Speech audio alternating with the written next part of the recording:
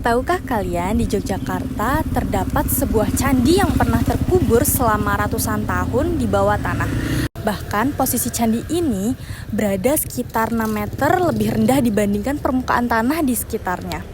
Mengapa hal ini bisa terjadi? Saya, Aisyah Dwi Fatiriska, akan mengajak kalian mengungkapkan keunikan Candi Sambisari yang ada di Kabupaten Sleman, Daerah Istimewa Yogyakarta.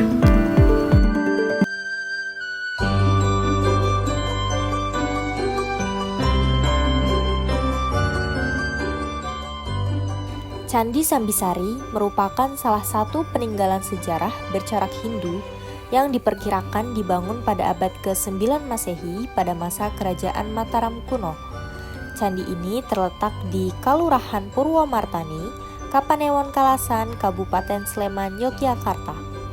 Berbeda dengan kebanyakan candi yang berdiri sejajar dengan permukaan tanah di sekitarnya, Candi Sambisari justru berada di sebuah cekungan yang cukup dalam. Untuk mencapai area utama candi, pengunjung harus menuruni sejumlah anak tangga terlebih dahulu. Saat berada di lokasi, kita dapat melihat dengan jelas bahwa posisi candi lebih rendah dibandingkan dengan area sekitarnya. Hal ini menjadi keunikan bagi Candi Sambisari, sehingga banyak wisatawan yang tertarik dan penasaran sejarah di balik Candi Sambisari ini. Berdasarkan hasil penelitian arkeologi, Candi Sambisari diduga terkubur oleh material vulkanik yang berasal dari letusan Gunung Merapi pada masa lampau. Material berupa abu vulkanik, pasir, dan batuan secara perlahan menutupi bangunan candi hingga keberadaannya tidak lagi terlihat di permukaan. Selama berabad-abad, candi ini tersembunyi di dalam tanah sebelum akhirnya ditemukan kembali pada tahun 1966 oleh seorang petani yang sedang mengelola lahan.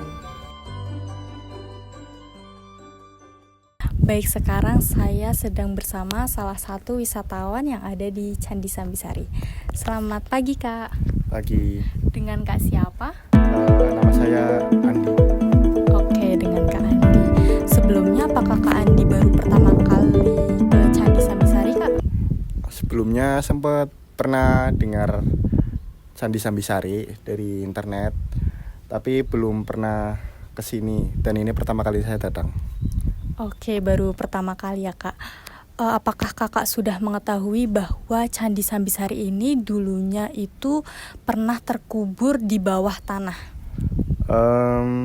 Untuk hal itu mungkin saya belum pernah dengar, tapi masuk akal saja dilihat dari letak Candi Sambisari ini lebih rendah ya dibandingkan area sekitarnya.